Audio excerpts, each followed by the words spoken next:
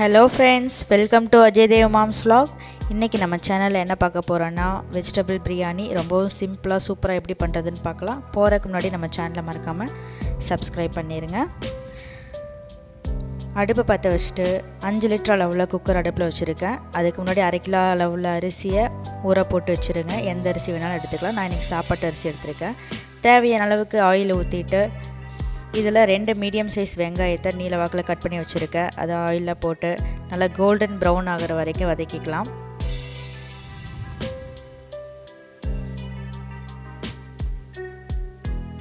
இந்த ஸ்டேஜில் பிரியாணி மசாலா ரெடி பண்ணிக்கலாம். 1 டீஸ்பூன் கல்பாசி, 1 டீஸ்பூன் சோம்பு, 2 துண்டு பட்டை, 4 கிராம்பு, 6 கிராம்பு, 4 ஏலக்காய், 1 துண்டு பிரியாணி இலை எடுத்துருக்கேன். அது பிச்சு போட்டு வச்சுருக்கேன். இதையே நல்லா கிரைண்ட் பண்ணிக்கலாம். பிளெண்டரில் போட்டு நல்லா மிக்ஸ் பண்ணிக்கலாம்.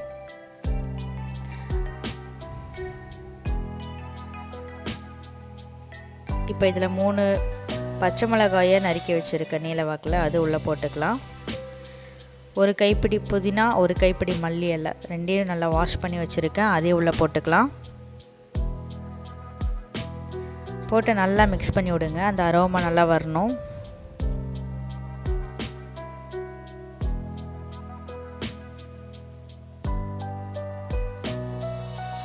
இந்த ஸ்டேஜில் ஃப்ரெஷ்ஷாக அரைச்சி வச்சுருக்க பிரியாணி மசாலாவை போட்டுக்கலாம். நம்ம குவான்டிட்டி கம்மியாக எடுத்தனால இந்த மாதிரி தான் 1 2 அரைப்படாமல் இருக்கும். அந்த ஏலக்காய் மட்டும், அது ஒன்றும் பரவாயில்ல, அதை அப்படியே போட்டுருங்க. 1 ஃபுல் டீஸ்பூன் தனி மிளகாய் தூள் எடுத்துருக்கேன். என்ன பிராண்டாக இருந்தாலும் நீங்கள் யூஸ் பண்ணிக்கலாம். அது 1 ஃபுல் டீஸ்பூன் போட்டிருக்கேன். எனக்கு கொஞ்சோண்டு ஆயில் பத்தலை, அதனால் ஆயில் கொஞ்சம் ஆட் பண்ணியிருக்கேன்.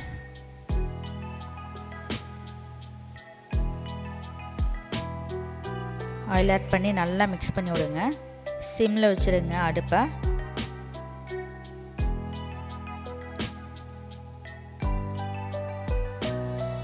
ரெண்டு மீடியம் சைஸ் நல்லா பழுத்த தக்காளி எடுத்துருக்கேன். 2 வெங்காயத்துக்கு 2 தக்காளி போடணும். இது 1/2 கிலோ ரைஸுக்கு நான் சொல்கிறேன். 1/4 கிலோ அளவுக்கு கொஞ்சமாக செய்கிறீங்க அப்படின்னா 1 தக்காளி 1 வெங்காயம் எடுத்திங்கன்னா போதும். இந்த டேபிள் ஸ்பூனில் 2.25 table spoon ginger garlic paste add பண்ணுறேன். இஞ்சி பூண்டு விழுது ஆட் பண்ணுறேன்.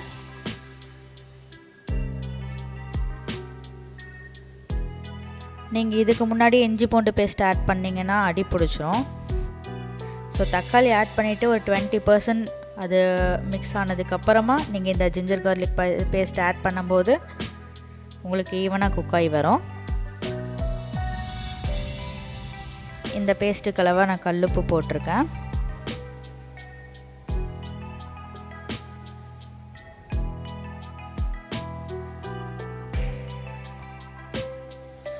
ஒரு 6 to 7 டேபிள் ஸ்பூன் நல்லா புளிப்பாக இருக்கிற தயிர் ஊற்றிருக்கேன். ஊற்றி நல்லா மிக்ஸ் பண்ணிக்கோங்க. அந்த தக்காளியே தெரியக்கூடாது, அந்த அளவுக்கு நல்லா மிக்ஸ் பண்ணிக்கோங்க.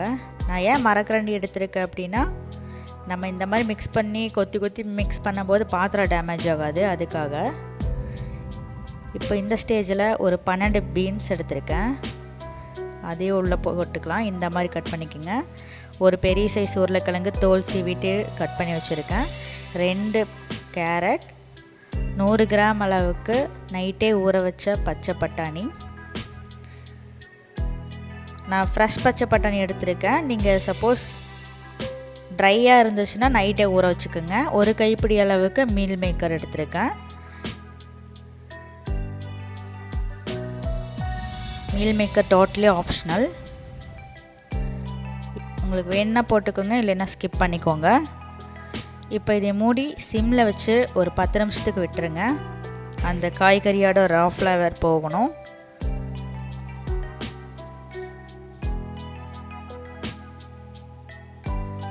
நம்ம ஊற வச்சுருந்த அரிசி உள்ளே போட்டுக்கலாம். நான் இன்றைக்கி ரெகுலராக வீட்டில் சமைக்கிற சாப்பாட்டு அரிசி தான் எடுத்திருக்கேன். நீங்கள் சீரக சம்பா, பாஸ்மதி, எந்த அரிசி வேணாலும் எடுத்துக்கலாம்.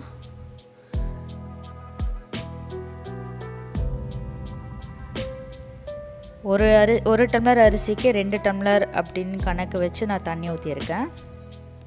4 டம்ளர் அரிசிக்கு 8 டம்ளர் தண்ணி ஊற்றிருக்கேன். ஒரு 100 ml வந்து எக்ஸ்ட்ரா ஊற்றிருக்கேன். 8.25 அந்த அளவு போட்டுக்கலாம்.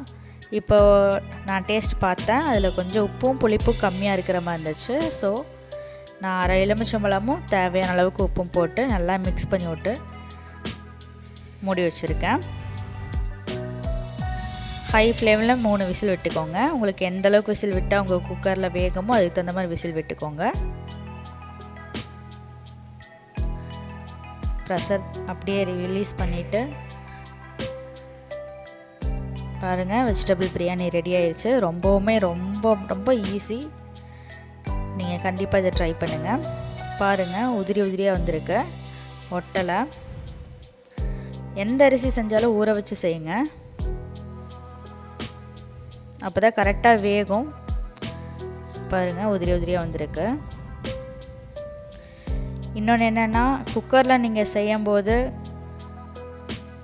அந்த குக்கரில் அப்படியே விட்டுறாதீங்க சாப்பாட்டை. ஏன்னா அது அப்படியே ஸ்டிக்கி எல்லாமே ஒட்டிக்கும். அப்படியே கொஞ்ச நேரத்தில் அப்படியே ஃபுல்லாக சாப்பாடெல்லாம் கெட்டியாயிரும். நீங்கள் குக்கரில் செஞ்சுட்டு இந்த ப்ரெஷர் ரிலீஸ் பண்ணி ஓப்பன் பண்ணோன்னா வெள்ளை சாதமாக இருந்தாலும் நான் சொல்கிறேன், வேறு பாத்திரத்துக்கு மாற்றி வச்சுருங்க. பாருங்கள், கீழே அடி பிடிக்கவே இல்லை.